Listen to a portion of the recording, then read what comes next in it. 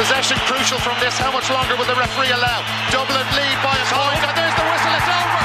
It's over. We earned it by winning the last 2 matches on the road, and that's not going to be taken away from us. But what I love in hurling, I love players that will never give in. He hits it. It's over the bar. Oh, holy Moses. Hello and welcome to the RTÉ GAA Podcast. I'm Mikey, Stafford, and this is the hurling edition to mark the launch of RTÉ's championship coverage.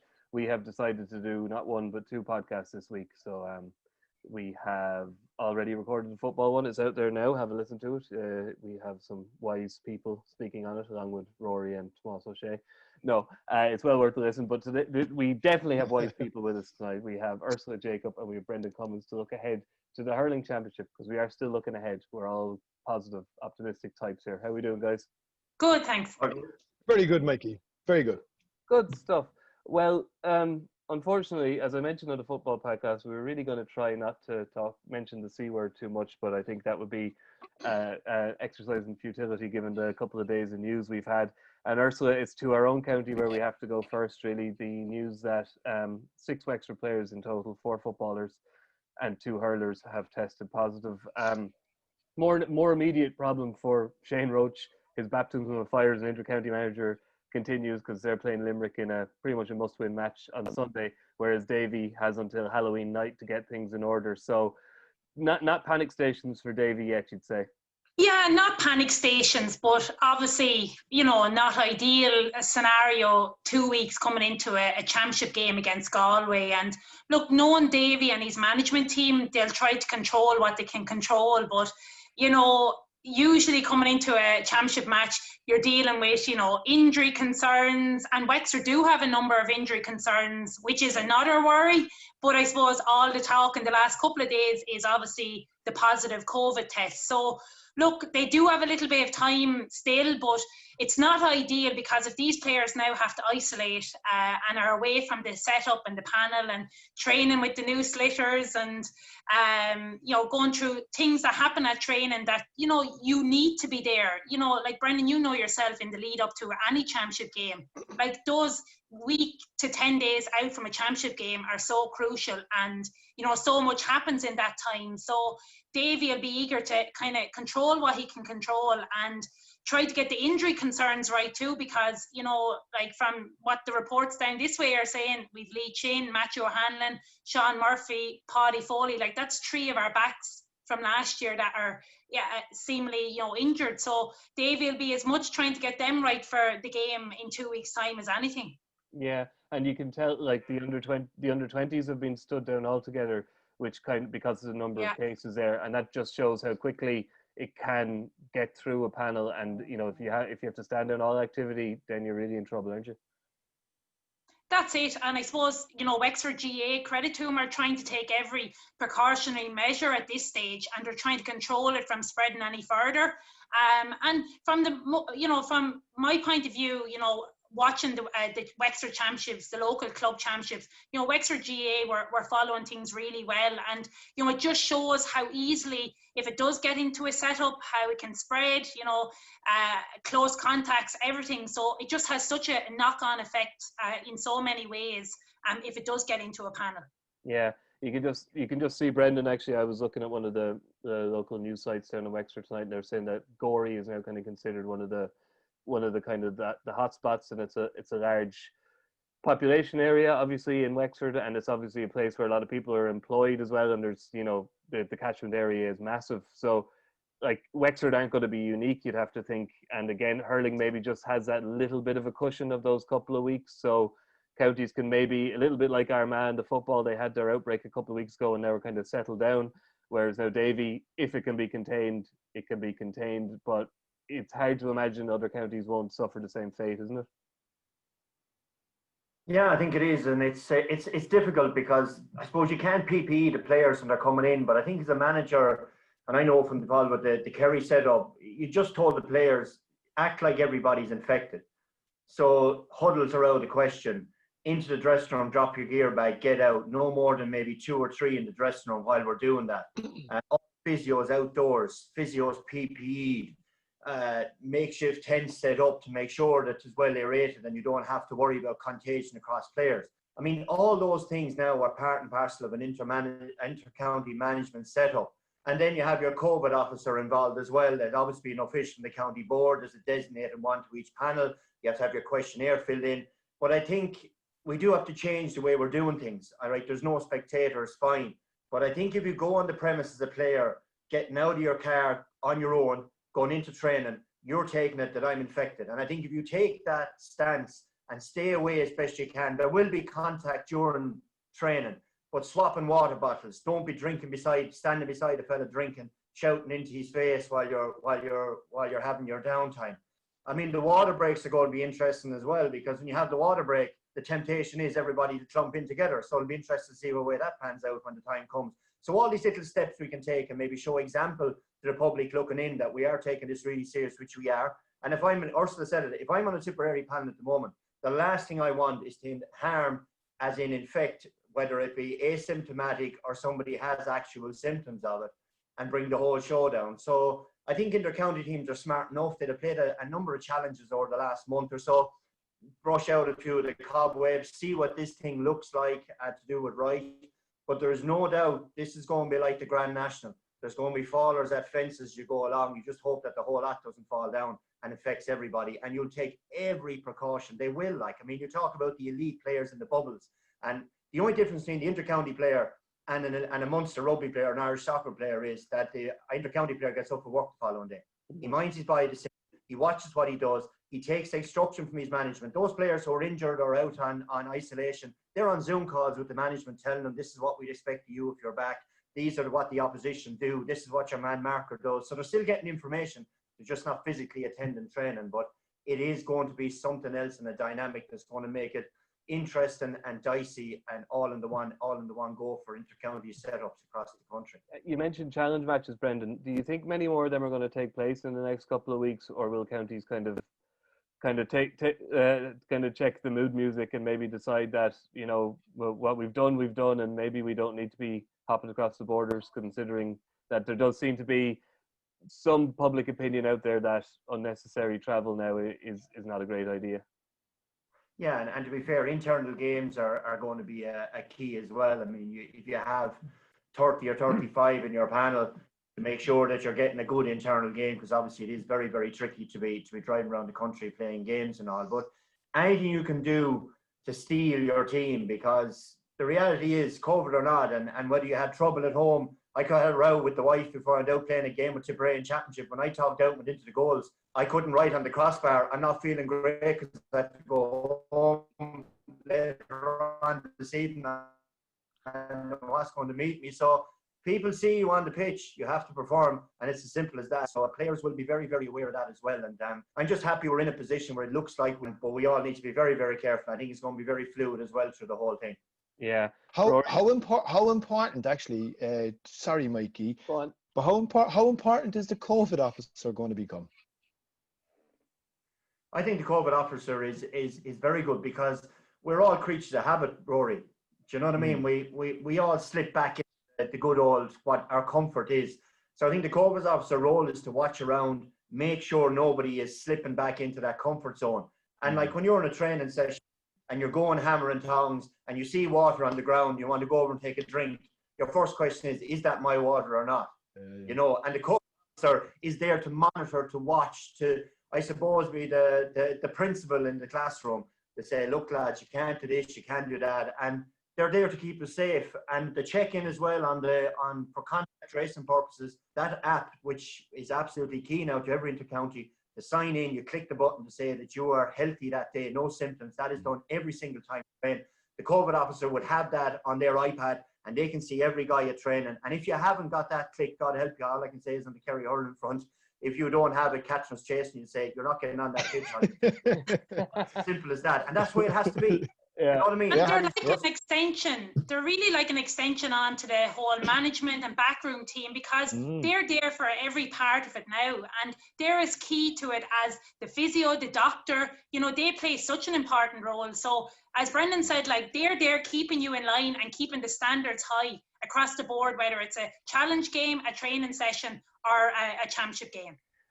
We heard this morning the Irish Examiner reported that the Kerry team are travelling by car to Monaghan individually. First of all, fair play that the entire panel know how to drive. That's what I took from that, because if you're from rural parts of the country, you do learn to drive when you're 17, basically, or there's no escape. So I don't know if the Dublin panel could all drive themselves now, I wonder. But Ursula, I just wondered, like, when you think about it from the Camogie point of view, like Wexford are at home to Galway, but we know that the financial backing for Camogie teams isn't always quite on the same level as male inter-county. The cost involved now in travelling, it might not be everybody driving themselves, but it could be 2 or 3 buses. It's something that has to be factored in, doesn't it? The logistics here are a different ballgame altogether.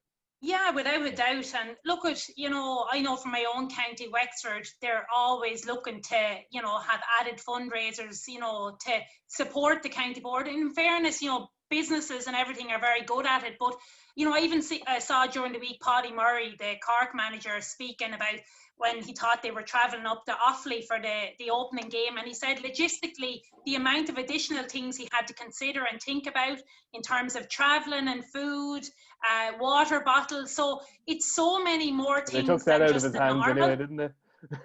Awfully relieved him of all those worries anyway. Well, that's it. They'll say the positive out of it. They'll save the expenses from that. But normally, just say if Wexford were maybe to travel to Galway in the Camogie Championship, we would always travel the night before. So those kind of factors will obviously come into the scenario now, because obviously they'll be discouraging stuff like overnight stays and long bus journeys and that. So it does have a major impact on what the Camogie boards decide and what's the safest thing for the players, because that's paramount to everything, the safety of the players. And also, I know myself, if I was going to play a championship game, I wouldn't necessarily like to have to be driving to a match for 2.5 hours and then jump out of the car and perform for 60 or 70 minutes. Yeah, it's tough going. It was only last night we recorded the football podcast, Rory, but it seems like a long time ago now, doesn't it? You've got a lot more doubt being cast. Like it's Eddie Brennan. I suppose we have to mention Eddie Brennan.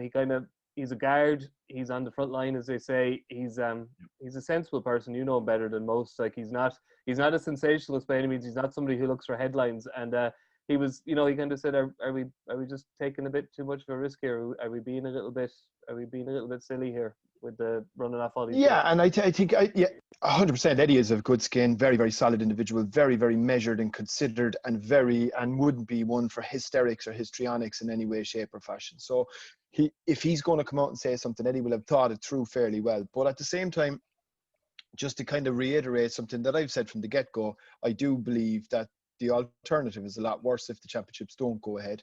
I think, what are you going to do for the next 6 weeks? Like, you have to remember, we went into a lockdown for 8 weeks in the end, I think it was, back in March, April, and that didn't eradicate the virus at that stage, right? Even though we went into the summer months where everybody was outdoors and we're told that outdoors was a lot more safer. Now we're heading into a situation where we're going to be blanket bombed by Premier League football probably for the next 6 months, and the virus is going nowhere. It's not like one of the things that I find very unusual about this whole scenario is everybody seems to think, look, let's just park the bus up for 2020 and let's just come back in January and we'll start all over again. But the last time I checked, the virus doesn't necessarily work off a calendar the same as the rest of us. So I'm not too sure how that's going to work out. Like, this looks like it's going to be with us. And I think Stephen Kenny, the Irish soccer manager, spoke really well about it. This is going to be with us probably in the medium, maybe even the long term, right? So you do have to learn how to live with it to a certain extent. Now, look, I think for me, one of the big things was we managed to run off a massive club program over the summer months. Hundreds and hundreds of thousands of players, right? Playing tens of thousands of fixtures across junior, intermediate, senior, ladies football, camogie, Gaelic football, hurling, boys, girls, all the way up from adult. And there was no issues until we got to the back end when the second wave had begun anyway. And that the GAA seemed to cop some flack for. So you were in a situation where you were able to run a much more complicated program of fixtures across every county. Now you're moving to a situation where it's only about 50 teams in total across both codes. that are working and operating out of an environment that's much more controlled, that has a lot more expense around it, that will have the proper procedures and facilities put in place, that will have a lot of the safeguards and all of the measures that are required to make sure that the players are able to engage in this in a safe manner. And for us to now effectively get to the starting line, which is where we are tonight on Thursday, the 15th of October, and decide that we're going to pull the plug on it as we face into possibly the bleakest winter in our history, would be utterly daft, in my view. Now, people will say, Sunday game, of course he's going to say that, but I'll stand over it 100%. That's my own view. Okay. We've dealt with the minor plague, which is coronavirus. Now let's deal with the serious issue that is threatening hurling this year. Brendan, the yellow slitter. Discuss. Have you pucked the yellow slitter, Brendan? No. You haven't? I have. You have? A few of the yellow balls, yes, the fella says. And look, they're fine. They'll be all right. I'm more of a traditionalist, I suppose. I was happy enough with the colour that it was, but if it's yellow, if it's pink, it's blue. Look, it's fine if I'm winning. Yeah. I don't mind in a lot of ways. I don't see any problem. I will say, watching players training with and all, it does strike you that you can see it that bit easier. Maybe it's a nighttime training with the lights and all. It does stand out that bit better, like that glow and orb for all the world going around the place. But yeah, look, it'll be fine. I don't think it's going to cost anybody in that Ireland final. It's a different colour. That's grand. Players are professional enough. I'm not sure. They're still putting the microchip inside the ball to tell us how fast it's going and all that kind of stuff. Yeah, that's the whole point. Well, sorry, the 2 points, the visibility and the fact that they're going to be smart. But, Owen Murphy, now who does like to go off on one on Twitter, let's be honest, the Kilkenny goalkeeper. Is this Kilkenny keeper, yeah? Yeah, but he did say that they're like rocks now. So he obviously was at the Fenway Classic in Boston. But Ursula, I don't know if you've had a... Say again?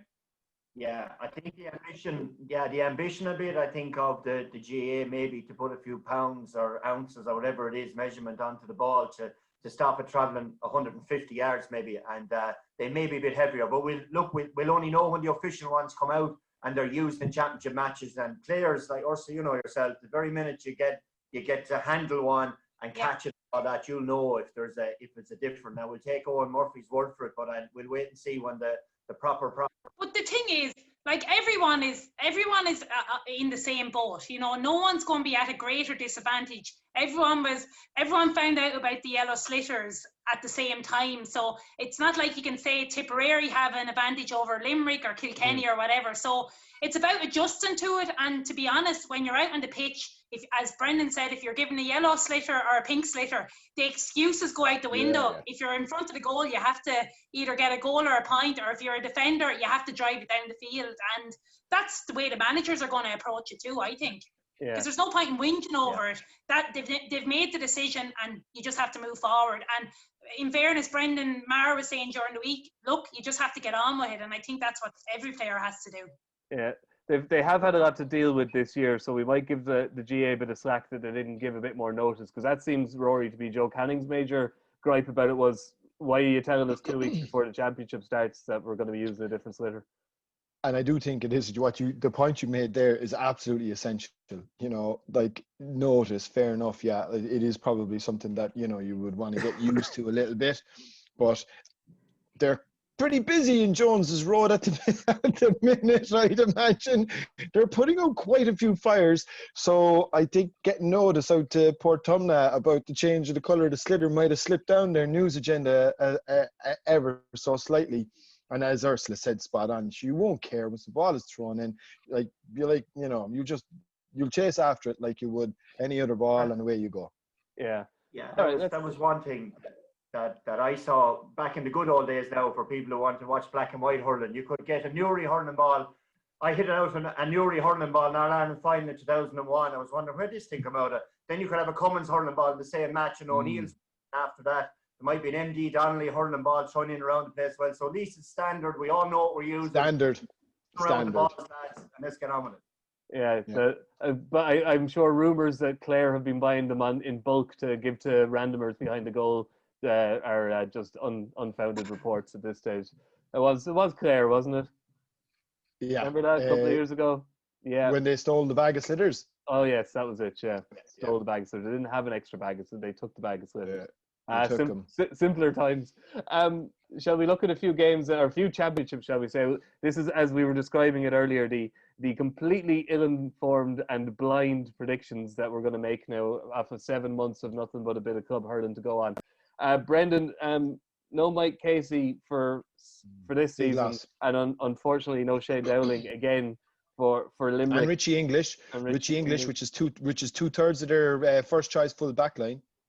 It does weaken them, Brendan, but would you say that Limerick on league form and probably on their average form over the last 3 seasons are still the team to beat?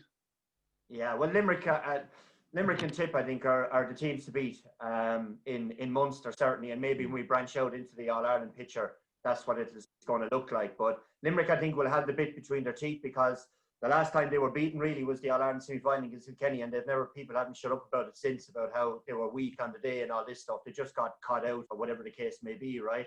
But they will have a game under their belt if they do beat Clare and come in against Tip. But I think either way, as it goes on, I think Tip and Limerick, whoever wins that game, if they meet each other, will be the ones that will win out Munster. They just seem to have the power and strength. But the most interesting time, maybe, in the other side of it, is Cork and Waterford. And Cork will definitely come, I think, with everything in the bag against Waterford. I'd say they're fed up and listen to people. I've hinted at it myself the odd time that they need to strengthen up a little bit, get more toughen up. Yeah. And I think they will do that. I think they have to do that. They'll embrace the conditions, and I know Liam Cahill will sense a huge opportunity for Waterford. Knockout championship, 2 matches, you're winning Munster, lads, and then you're in All-Ireland semi-final in the end of November. It is just a huge carrot for those teams. So overall, I think Munster will be as strong as ever, but I think the winners of Tip and Limerick, if they do meet in that semi-final, will be the ones to come out. Yeah. So there's been the Cork Championship for a few reasons has kind of been was lauded this year up until the county final celebrations, but we'll leave that for another. We've covered that before. You know, all the matches were being streamed for free by the Irish Examiner, so everybody got to see them, and it seems, again, as the point was, that they needed to find maybe a few players, and it does seem that because so many games, such a huge championship, there was kind of there was a shop window there for people in the likes of Alan Connolly and Shane Barrett have put their hands up, and it does seem that Cork are back to, you know, rearing hurlers like mushrooms, you know. Yeah, that's it. And definitely, look, it was a county final to remember. And I think we were all glued to that game because it was just nip and tuck, and it was a great spectacle for Cork hurling in general. But it's a massive opportunity, as Brendan said, for either Cork or Waterford in that semi-final, because if they win that game, they're going into a Munster final. Like, for Waterford as well, like, they haven't won a Munster championship match, like, in the last 2 seasons. So if they haven't got added motivation going into that game, that they need to get that monkey off their back, they need to get back to winning ways in Munster. And no doubt Kieran Kingston as well, he's back with the intention to maybe prove doubters wrong, to prove that Cork are this physical team. You know, the conditions, some might say, mightn't suit this Cork team because they're more of a top of the ground hurling team. You know, conditions aren't going to be the same as they are in May, June and July. They might be that bit heavier, the ball mightn't travel as quick. It might suit the Waterford defence that bit more, might slow things down. So I think it's going to be an intriguing battle, and I think, you know, Waterford will probably be going in as underdogs in that game, but I actually think Waterford could take Cork in that semi-final. Yeah, well, there's a lot of positivity down Waterford way, isn't there, Brendan? You know, they've got a new manager who's kind of no nonsense. He's kind of cut out a lot of players who nobody would have expected, who would have thought that they were kind of untouchable, shall we say. And then he's found in Desi Hutchinson. You talk about, you know, kind of top of the ground hurler. You would wonder about Desi Hutchinson, whether he is a quote unquote winter hurler, but he's a tremendous talent and perhaps the kind of mobile inside forward that Waterford needed. Yeah, he is. But whatever about Desi Hutchinson, I think if you look up at the spine of the team, yes, Noel Connors was gone. It was a serious statement by Liam Cahill before he even met the panel to announce that Noel was going to be gone. It's certainly, I suppose, said to him that we're not messing anymore here. I'm dead serious about what's going on here. And I think Austin Gleeson, he looked in the club championship this year, talking to guys I know down in Mount Sion. He's certainly fitter, he's trimmer, he's lean, he's hungry for it. He's all those things you want Austin Gleeson to be. And I think when Austin Gleeson plays well, like Joe Canning or Shamie Callan or Noel McGrath, these lads, or TJ Reid, they bring everybody else along with them. So the team all play better when they're playing well. And their championship fate can be held a bit on how Austin goes. You know, and I think this year he is absolutely ready. And I think we'll see the Austin Gleeson that we saw a number of years ago when he got Player of the Year. That driving force, non-stop running, energy, no mess and no pulling out of helmets, no slapping anybody, just focused animal. And I think we'll see that with him. And he is going to be a huge difference to Waterford this year. And I would expect him to bring the rest of them with him.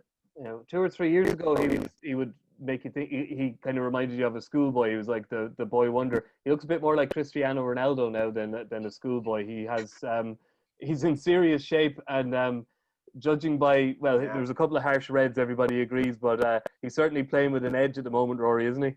He always played with an edge, though. He always played with an edge. If you go back to when they beat Cork in the 2017 semi-final, Ursula, wasn't it? Like he was very lucky he didn't serve a suspension. Was there a pull on the helmet at some point, I think, maybe, and you know, I think he's had a couple of red cards at even an intercounty level. That wouldn't necessarily bother me. I think what Brendan said is absolutely spot on. Like, he's definitely the talismanic figure for them. He's their kind of spiritual leader, and if he's humming, I think he will actually lift the sort of standards of all of the other players around him. I would 100% endorse as well what Ursula just said earlier about how Cork have struggled in winter hurling. If you look at their record in the league, particularly, Cork have been atrocious in league hurling, and I think a lot of that comes down to exactly what Ursula said in terms of their inability maybe to grind it out in some tougher conditions, and they're more of a top of the ground team. And I do also think Ursula's spot on. I think it's a very, very slippery fixture for Cork, and would not surprise me in the least to see Waterford come out on top on that one. Yeah, just sticking with Liam Cahill for a second, Ursula, because Noel Connors did a media event during the week, and he was obviously asked about, you know, how he ended up leaving the panel. And he never met Liam Cahill, never spoken to him, got a call from Liam Cahill late one night, and Liam Cahill asked him, "Are you thinking of retiring?" And Noel Connors said, "No, why?" He said, "Well, I'm not bringing you on the panel this year." And that was it, basically. And I don't think Noel Connors did a whole lot of media before now, because he was probably quite a while kind of processing that. That's Brendan would know well, but Liam Cahill, he's no nonsense by all accounts. Well, I suppose, you know, Noel Connors went from last year being captain to not even making the panel this year. So such a dramatic change in 1 year, and maybe it just shows the ruthlessness of Liam Cahill. And look, he's proven it with Tip under 20s and under 21. So maybe he just felt he wanted to go in with a younger panel and you know, try to have the mix between the likes of the Kevin Morans, the Austin Gleesons, and then bring in the younger players. So maybe he wanted to freshen things up. Yeah. You know him well enough, Brendan, I suppose. Judging by previous Waterford managers from outside the county boundaries, you probably do need to be a fairly confident, larger-than-life individual who knows his own mind to take those hurlers on. Well, you do, and if you think of Liam Cahill, if you think of the senior inter-county adult experience he had, like he went for Tipperary job, was just edged out by some fella called Liam Sheedy when push came to shove. And he would have felt probably that, you know what, I want to be manager of Tipperary. I won 2 under-20s and 21s All-Irelands with Tipperary. Like, it was kind of my turn, and that door closed. But other lads might say to themselves, oh, and they get bitter and get twisted and start giving out. But no, Cahill wanted another project. And I'm sure when the Waterford chairman rang, we thought, hey, bingo, this is it. And when he looked in on that water panel, his job was to make them into the killers, I suppose, that Tipperary would have been, or that Kilkenny would be, and bring that culture. And when he came in first, he just looked around the panel. It's not so much about the personality maybe of Noel Connors. It's just when he looked at him and saw maybe the physique that he had last year, maybe what he thought he wanted his cornerbacks to do, the energy they had to bring to the game, whatever the case may be, he made the decision, and he made it quick and he made it fast. And that's what I liked about him. There was no dilly-dally and no 2 months. We'll see how it goes and drag it along. If somebody has reached the end of the road as far as you're concerned as a manager, that is that. and you move on. And certainly Waterford have moved on. I feel for Noel Connors in a lot of ways. It's obviously not a nice phone call to get, but there's many as an inter-county player or even club player we're hearing around here that be listening to this that's saying, why would a phone call like that? So that's just the law of the jungle. Yeah. Moving just briefly then before we jump off Munster, Ursula, I think it was James O'Connor who described Brian Lohan's hand as depleted, which is probably being generous to him. He's lost Podge Collins, Peter Duggan, John Conlon, and Colm Galvin. He may have to clone Tony Kelly if he's to have any luck in the Munster quarterfinal / Allianz Hurling League final, which is the first match up in the second match up in the championship. Yeah, in fairness, he's had a bit of a streak of bad luck, from having such a positive start to the year, unbeaten in the league, had qualified for the league semi-final, and things were looking really rosy, even the new positions that he was, David Fitzgerald was playing up in the forwards, David McInerney had moved out midfield, Tony Kelly seemed to be settled alongside David midfield, and things were looking really well. And then I suppose, the devastating news for John Conlon with his knee injury, and then Colm Galvin, and then Ian Galvin wasn't part of the setup, and already Peter Duggan was missing. So you're looking at 3 or 4 massive players who've had great influence on that Clare team in the last couple of years. And if you look back on last year's fixture between Clare and Limerick, Clare really struggled to even score from open play, but it was John Conlon, it was Peter Duggan, these players that were the leading players trying to keep Clare in the game. And now he doesn't have these guys, and you can't just replace these overnight. It's not like they've had a lead into this game where they can try out loads of stuff. Yeah, they might have had a few challenge games, but they're going in against Limerick, who are going to be, as Brendan said, mad for this game. The reward is going to be a Munster semi-final against Tipperary with a game under your belt. So that's a positive straight away. But following week, you would feel for Brian Lohan, his first year involved, and he's lost 3 or 4 big players. Yeah, Brendan, there's no way that anybody's looking at Brian Lohan. It's not a one-year thing for him either. You would imagine this is a job he's craved, and this is going to be a strange year. It's really difficult. Yeah. It's a shot to nothing for him in a way. Hard. If you're a championship for everyone.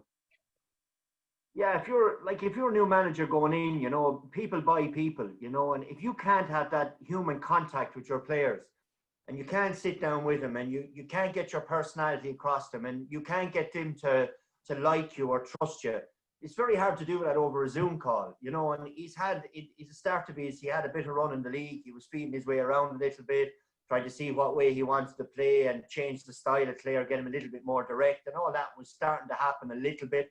Then you below the players that you're missing, and then you've no physical contact with your players. So it's really, really difficult for Brian Lohan. But if I know Brian Lohan, when he played, he was 8 in the face card. Do you know what I mean? He was mad for war. And I mean, now, he will get them riled up inside the dressing room. He's probably getting riled up in the stand. We'll all see it when he's breaking hurleys off the seats, trying to get him going. But so he will have a proud Clare man about him, known from Loughnane and all. But it is a real uphill battle for Clare now. There is no doubt about that. It would be the shock of all shocks, I think, if they beat Limerick in the first round. Yeah, it's a tough one. It's a tough for so many reasons. They're close neighbours, they're nearest rivals, but they're also arguably the best team in the country. So they could have done with a bit of a lead in. And it's the league final, so which is what that's such a strange situation. It's the long route as well, Mikey. It's the long route as well. I mean, that's another kind of a mitigating factor. I mean, we spoke about Cork and Waterford on the other side, and Ursula mentioned a big prize, and it is a massive prize because you win and you're in the last. You're guaranteed to be in the last 6. Yeah. One win, and you're in the last 6. Whereas it's just that little extra hurdle that you've got to jump when you're on the other side of the draw, which is another mitigating factor against Clare, which probably is unhelpful given the plight that they currently face. Yeah.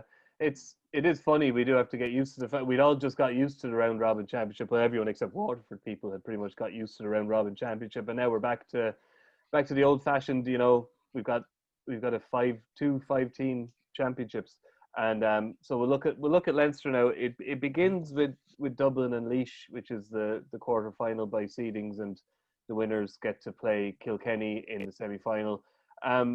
Brendan, you'd have to think that Laois are facing an uphill battle here, despite last year Dublin are probably that bit further down the road with Matty Kenny, and they're also the kind of the popular thought out there is that Dublin are whatever the opposite of top of the ground hurlers are. Dublin are. They are big, heavy, hardy men, and they will look forward to a bit of winter hurling. Do you think there's any truth in that logic? Maybe a little bit. I don't know. I think Dublin, the motivation for Dublin will be that the celebrations surrounded Laois last year. That it was huge for Laois, obviously, but on the other side of a win, there's always a loser. And if you're that Dublin player going up along the bus, watching the journey Laois had after that, you're fairly angry that you'd have felt you let one go, because in reality, the Dublin players will have felt to Matty Kenny as well that we are that little bit further down the road than Laois last year. And Brendan, they'd knocked Galway out the previous week. That was the real sort of, letdown. Wasn't it, to a certain extent? Yeah, it was, and the big time, but that's sometimes what happens. If you get a group of players who feel they've arrived to a certain extent, you're at your most vulnerable then. And they realised that, I think, last year in O'Moore Park, when it seemed everything was going wrong. Laois were tearing into them. They were looking, it's a free ref, he's pulling me jersey ref, this kind of stuff was going on. There was a lot about crying going on about it. There won't be any of that this year, and Eddie Brennan will know it. But Laois will be well up for it as well. They know they had to measure Dublin last year, but I do think, though, based on the anger Dublin should bring to this thing on last year's experience, I think they should have enough to beat Laois. Yeah. They don't. Going into that pool draw, like Rory said, has been one of the first knockout games. Yeah, the year could be very, very short. Yeah, Ursula, I suppose we're talking about the conditions being a factor. Realistically, most intercounty grounds, you're not really talking about the ground being too heavy in late October, early November, but certainly not Croke Park, which is where all the Leinster, all four of the matches are being played. There's probably a school of thought out there that will favour Wexford and Kilkenny to some degree, that very, very used to it. You could even say the Dublin hurlers prefer Parnell Park to Croke Park on occasion. And maybe in some ways, Dublin would prefer Parnell Park. But yeah, look, definitely I don't think you're going to really be able to blame the foot conditions in Croke Park. Like, there hasn't been a game there, in how many months. So it definitely won't be from wear and tear at the moment anyway. But it's going to be equal for all teams. And for Wexford going in against Galway in that Leinster semi-final, I think it's a really tricky game for Wexford. I think they're really going to be up against it.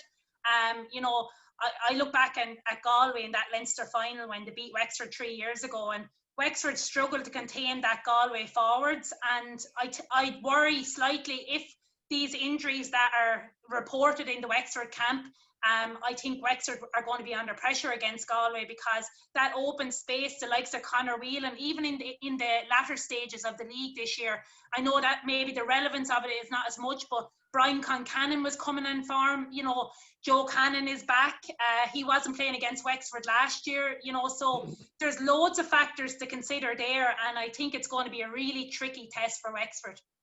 Yeah, Brendan, no more than Cork, you always get the impression that a good Galway championship, which obviously, they got a good run at it this year, and it's always so competitive that there's always going to be a player or two there who put their hand up. Not that Galway are really short in any department, you'd have to say. And last year was just a bit of an aberration for Galway, really, wasn't it? Yeah, you'd like to think that's the case, but again, No, you wouldn't. No, you don't. You don't want to think that. You want them to continue on this terrible run. I do think Wexford are under that bit of pressure with the injuries, and of course all this COVID stuff now will start to eat up the airtime and maybe sap some of the energy out of the players. Listen to it every day, and everyone, are you positive or not? What's going on inside is ratting different. All that stuff saps the energy out of you, a player. So meanwhile, over in Galway, they're all nice and tidy. They'll be hoping that they don't have anybody on the news talking about their if they have any COVID issues. But I do think Galway now, earlier on when we were all locked down, I thought this is ideally set up for Wexford now. This is just a dream, because there's could be 3 matches, get to an All-Ireland final, loads of energy, Croke Park, it'll be like a runway in there with the speed they'll be able to play the game. But these injuries now, just, it rose a little bit towards Galway as far as I can see now, with the way things have fallen for Wexford. Yeah, Ursula, you and I can bemoan this fact, because really, until maybe 2 weeks ago, there was a great school of thought out there that kind of the Wexford Hurling Championship had been played off early, gave Davy an idea, time to formulate his plans, even if he didn't have access to his players, because all but 2 or 3 of them were playing football as well. And there was the idea that this is Davy, he's going to pour his heart and soul into this. He's going to have some grand scheme. They're going to come out and kind of, completely reinvent the game of hurling. Knowing Davy, when he made the decision to come back to Wexford, he will look back on last year. Obviously, it was a great year winning the Leinster title, but Wexford people in general, the Wexford players and the management will look back on last year and look at the huge, regret they have and missed opportunity in losing that All-Ireland semi-final against Tipperary. Winning the Leinster and beating Kilkenny was a massive deal, and definitely a county like Wexford want to win silverware. But when we were in the final 10 minutes of that All-Ireland semi-final against Tipperary, and Tipperary showed massive character and showed the strength of their panel too in the fact that the difference the subs made. But Wexford should have finished out that game, and that's something that will be a worry. Why didn't they finish it out? Do they have the strength and depth in the panel? If any of these games, whether it's against Galway or if they get further, if it goes to extra time, are Wexford going to have the subs to bring on if they need to, if anyone goes off injured? So these are all the things that are going to come into Davy's mind over the next couple of weeks, and no doubt, he is thinking of every scenario and probably has 17 or 18 different game plans going in against Galway. And I do think Wexford are a team that really feed off the presence of a large crowd, and that's going to be missing in Croke Park too. It would be kind of seem a bit parochial of me to kind of big up the Wexford supporters, but there's no doubt that they go closer to filling Croke Park than any other county for a Leinster championship game. What's the feeling, Ursula? You probably saw more the club championship meet. Was there any kind of players unearthed, do you think, because Davy was pretty settled panel? I think it would have to be a pretty impressive performance for him to kind of draft anybody in at this stage, would it? Yeah, like the panel does seem pretty much settled. Now, I know a couple of the Shells guys were meant to have been asked in. Now, I'm not sure how much presence they're going to be on the panel, but I know Sean Keane-Carroll from the Shelmaliers, he's a young guy, one of the young Hearns as well, had a great championship. So, I don't know, are you taking a big chance or risk bringing in a player that hasn't even played league, senior inter-county league, and then throwing him in to play against Galway in a championship game? I'm not sure. I think it might be a little bit too quick to bring in anyone. I think Davy will more in line go with what he has and tried and tested so far. Yeah. Brendan, I noticed we managed to skip through Munster without really talking about Tipperary, so I'd say you're probably pretty keen to talk about Kilkenny anyway. If Tipperary is off the menu. Well, when we get to final predictions on who we think is going to win the All Ireland, I wager a bet Tipperary are going to feature strongly. On Kilkenny,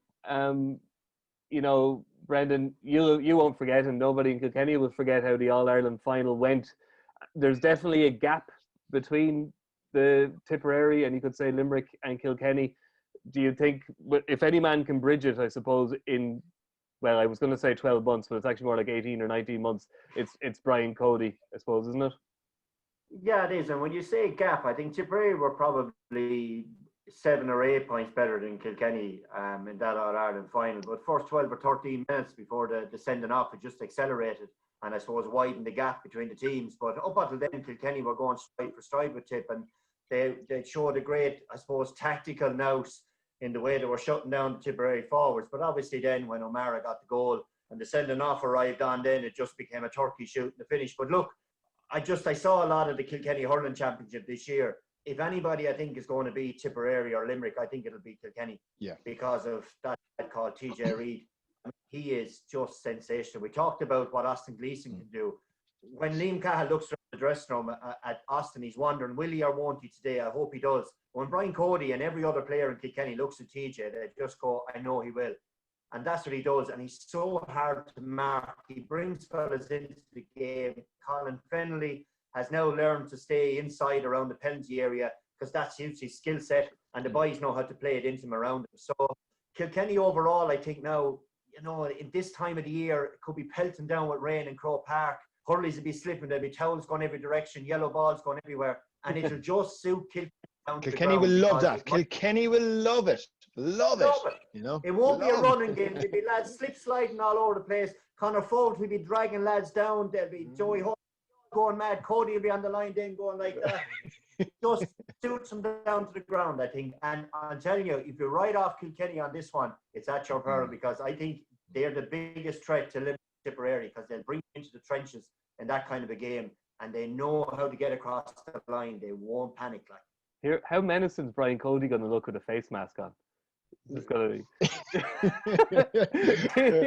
he'll have the sideline battle won in the first minute. Do you think there's good news, it seems, for Kilkenny at least? Ursula, in Adrian Mullen seems to have made a miraculous recovery from his, well, not miraculous. He was out for the season in February when we all thought the season would be over in August. So now that the season's starting in October, it looks like he could be fit. And that, like, talking about TJ and Colin Fennelly, if you throw Adrian Mullen into that forward line, then you're talking about a formidable force. Yeah, and because he's obviously a Ballyhale player too, he instinctively knows where the likes of TJ and Colin Fennelly are too. And I think he is just lethal. He's well able to take his own score, but he's very strong in the air, and he's so dangerous. And maybe, like, I'm not saying teams don't, pick him up or whatever, but he seems to get himself into the right position, and I think he learns, from the likes of TJ and Colin Fennelly.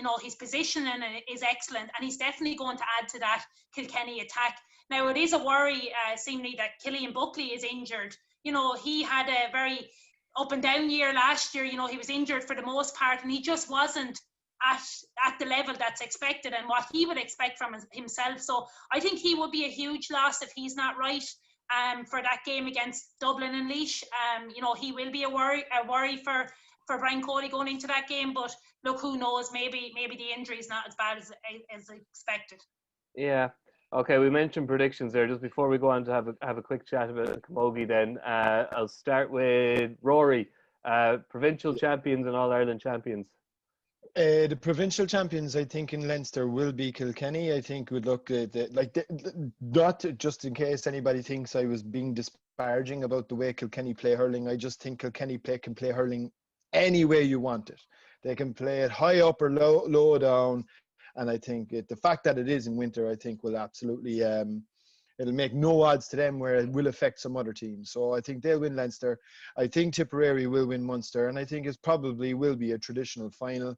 But I would expect Tipperary to win. I just think they have a depth that nobody else can match, not even Limerick. They're quite lucky at the minute. They don't seem to have been hit with injuries in the same way that a lot of the other counties maybe have. And I think that two in a row thing is bugging them a small bit, and I think it bugs Liam. They haven't put back-to-back All-Irelands together since Hell's Kitchen in the 60s, which for a county with a tradition like Tipperary is probably a record that should be rectified, and I think they'll do that this year. Brendan? Well, just replay what Rory said there. I'd be happy enough to go absolutely. Yeah. I think with the depth they have, looking at the under-20s coming in, forwards especially, the forwards are going to be key when it's sloppy weather and all that kind of stuff. Who can put the ball over? Because you were a bit light on forwards there, so it's good to get drafted in another couple. Yeah, we have to get a few more, but yeah, it is. So I think, Tipperary, I think Tip will win Munster, I think. Even though Limerick will have a bit of momentum if they do beat Clare, but I think Tip will win Munster and go all the way, I think, and win the All-Ireland. But Kilkenny are the ones I'd be probably most afraid of if I was in Tipperary in All-Ireland semi-final, because I think Kilkenny are going to jump the fence in Leinster as well, because they just know how to do it. And they're like an old club team for all the world that just know how to win. And when you sit in the dressing room afterwards, you go, we should have bet them, but you didn't, and if they are going to go down, you'll have to beat them by 5 or 6, because beating them by a pint, they just, whatever they have, Ballyhale factor, I don't know what it is, but they're just, they know how to do it. But I think Tip will win it out inevitably to finish. By the time we get to Christmas week, we'll have a lockdown little drink in Tipperary, isolated in our own homes. Blue and gold Santa hats. Yeah, 100%. Ursula, are you going to make it? Are you going to make it a hat trick of Tipperary All Ireland here? Or are you going to fight the good fight? I'm going to go slightly different. I think potentially maybe Limerick might edge Tip in an All Ireland. I think Limerick actually do have the strength and depth in the panel. Obviously, Mike Casey and potentially Richie English are going to be two huge losses in defence. But looking at some of those club championship games in Limerick as well, I do think there's the depth and the talent there. I think they have the strength in the panel. They were very unlucky not to reach an All-Ireland last year, and I think that might be a bit of a driving factor this year. If they can get over Clare, they'll have good momentum going into that Munster semi-final, and I think the further they progress, I think the more dangerous they're going to be. So I'm tipping Limerick slightly. Sorry, Brendan. And who's going to win Leinster? And then in Leinster, I suppose, I probably agree with the guys. I think it's hard to maybe look past Kilkenny. As much as that kills me at the moment, I just worry with the injuries that Wexford are experiencing. I think it might be difficult for them. So I'm tipping Kilkenny for Leinster. And the All Ireland then? I'm going for Limerick. Okay, you're all wrong. Wexford are going to win. Wexford. Listen, the All Ireland. They're also somehow going to win Munster. So wouldn't that be some crack for Wexford win it? And yeah, I have to say one thing, Mikey, you mentioned earlier as well, and I think it is worth repeating. It's no county feeds off their supporters like Wexford, and I'll never ever forget the 2003 and 2004 semi-finals. Cork, and it was one of my first kind of jaunts up to Croke Park again when we came across Wexford. I mean, crack, and thousands and thousands of them, thousands of supporters. There's nobody gets in behind their team quite like the Wexicans, as John Milan calls them. So look, you'd hope they'll have a good year, but don't win it, because it would be cruel for Wexford to win one and basically have no supporters there to enjoy it. Well, I think Tony Holan would have a heart attack anyway if Wexford won the All Ireland. It'd be like it's the equivalent or of Mayo in the football. Exactly, I was about to say it's the equivalent of Mayo winning the football. They'd have to lock Wexford down. Yeah. Before we go, go on, Brendan. We'd have to have a level 12 lockdown on the 13th of December if they. I'll tell you one thing. You'd have to go to March to celebrate, but they'd manage to get there if they won it. I'll tell you. Oh yeah. Ursula, just the Camogie Championship throws in this weekend, which is great again, because there was fears that any of these championships would take place. So to get them up and running is fantastic. But obviously, it's not been a very auspicious start. Kind of on the day that the championship was officially launched by the Camogie Association, Offaly pulled out of their opening round match against Cork, which just highlights a multitude of problems, especially in the current climate, doesn't it? Yeah, look at it. It's far from ideal for Offaly, and as I mentioned earlier, it's not what Cork would have wanted either, because they wanted a game to get under their belt before they were going to be playing Galway in the group stages, and that a game between Cork and Galway is going to really prove crucial, because you'd expect whoever wins that game will finish on top and will go straight into a semi-final. So Cork will probably, they'll have Wexford next in the group stages, and then they'll play Galway in the final game. But look, we've a really good championship to look forward to. You know, the structure is good. There's 5 or 6 teams there that will be battling out to get into a quarter-final, semi-final. Probably the 2 outside teams that I'd give a chance to would be the likes of Tip and Waterford. You know, Tip have reached the semi-final the last couple of years, and they're improving each year. Bill Mullaney is back over him again, and I think he has a good structure in place, and they've lots of young talent. So I definitely think they're going to feature in the knockout stages. And Waterford, they've got Dan Shannon involved this year, Fergal O'Brien, 2 guys that have been involved with Waterford hurling. And to me, they were fierce unlucky not to beat Galway in the quarterfinal of the championship this year or last year. You know, they really had Galway for about 45 minutes of that game, and maybe a little bit of inexperience, younger players, maybe they tired slightly, and the likes of Dan coming in can bring on a team like that, because he's huge experience, he's played at such a high level, and he can raise the standard. So I think Waterford are going to be a dark horse in the Camogie Championship this year. Yeah, is it hard to? Do you actually think they could win it, or because it's kind of it always seems to be a 2-horse race, the Camogie Championship, whether it's but the two change at least. But at the moment, it's hard. Most people from the outside who kind of follow it loosely enough mightn't look too far beyond Kilkenny and Galway. Yeah, Kilkenny, I suppose the top three in the last kind of 5-6 years would be Cork, Kilkenny and Galway. Galway kind of made the breakthrough last year, and it was, probably overdue because that Galway team, are so talented. They've a great bunch of girls involved, and Cahill Murray is an excellent manager. So he kind of broke the mold that was there. Cork and Kilkenny were playing All-Ireland after All-Ireland, and it wasn't that it was becoming boring or anything. It was great to see a new team in the final though, because it changed the whole the momentum coming into the final, the buzz, because it was a new team coming into it, and it was probably one of the better All-Irelands in recent years. And Galway, won it in style, and they've some massive players on that team, and they'll be no doubt looking to defend their title. Will you give us a quick run through on the new rules, Ursula, because they were most players were looking for them for quite a while.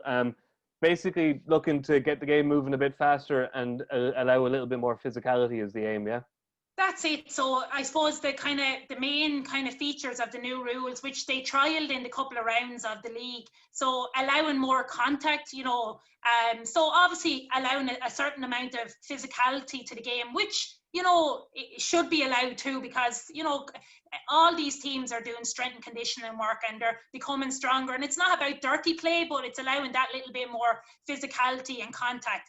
Then the rule around persistent fouling, so it's just trying to minimize persistent fouling really. And then the main one for me would be the dropping the hurl and hand pass in the goal. Hurling. I've been a forward for the last 15, 20 years, and I never liked the rule where you could drop the hurl and hand pass. I don't think it's a skill.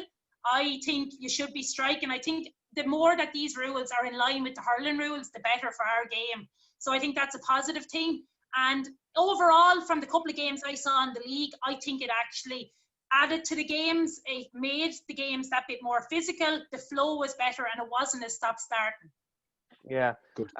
And we've managed to avoid the first of the dual player clashes for the Cork teams. But I was interested in Ursula. I saw Paddy Murray say that it was the football LGFA's turn to move their fixtures, because for the last, as long as he can remember, when there was clashes for the Cork dual players, it was always Camogie who blinked first.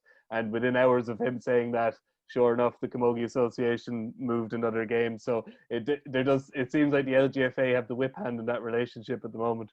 Yeah, and it's becoming frustrating for everyone involved, because they're anticipating down the line that Cork are going to be thereabouts in both ladies football and the Camogie, and there is going to be clashes. And obviously Galway accommodated Cork in that group stage and have moved the fixture. They offered to move, which was very, very good of Cahill Murray and his management team to allow it. But there is going to be problems down the line, because there is going to be a clash at quarter-final stage and semi-final stage. And both, like in the Camogie sense, they're going to be televised, they're going to be featuring on RTÉ. So and the same with TG Catter with the football. So LGFA, yeah. I'm not sure where the compromise is going to be, and it's going to just get messy, I feel. Yeah, it's just these multi-talented Cork people. They're making problems for themselves. Isn't that right, Rory? The dual players still alive and well. Yeah, indeed. Well, look, guys, that was very enjoyable. And we didn't even really talk about COVID-19 that much. No. Please do also have a listen to the football podcast with Tomás O'Shea, Kieran Whelan and Rory, which does feature a lot more COVID-19, to be brutally honest with you. So the RTÉ Championship launch has happened, and the games are returning this weekend. We have Armagh and Roscommon in the Allianz Football League Division 2 this weekend. We have Saturday and Sunday sport. We'll have reports, reaction from around the grounds, which is a lovely thing to say. And the RTÉ News app and the RTÉ Sport website will have all the reports as well, analysis, highlights, and all sorts of good stuff. So look, we have a good weekend to look forward to, fingers crossed. So just to say thank you to Ursula and to Brendan and to Rory. And we'll catch you all again next week. Crucial from this. How much longer will the referee allow? Dublin lead by a point, and there's the whistle. It's over. It's over. We earned it by winning the last 2 matches on the road, and that's not going to be taken away from us. But what I love in hurling, I love players that will never give in. He hits it. He hits it. It's over the bar. Oh, holy Moses!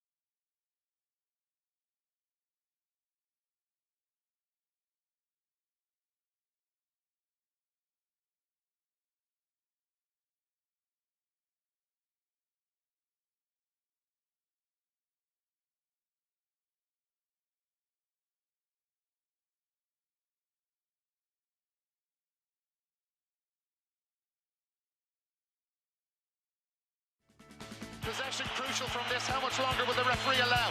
Dublin lead by a point, and there's the whistle. It's over. It's over. We earned it by winning the last 2 matches on the road, and that's not going to be taken away from us. But what I love in hurling, I love players that will never give in. He hits it. He hits it. It's over the bar.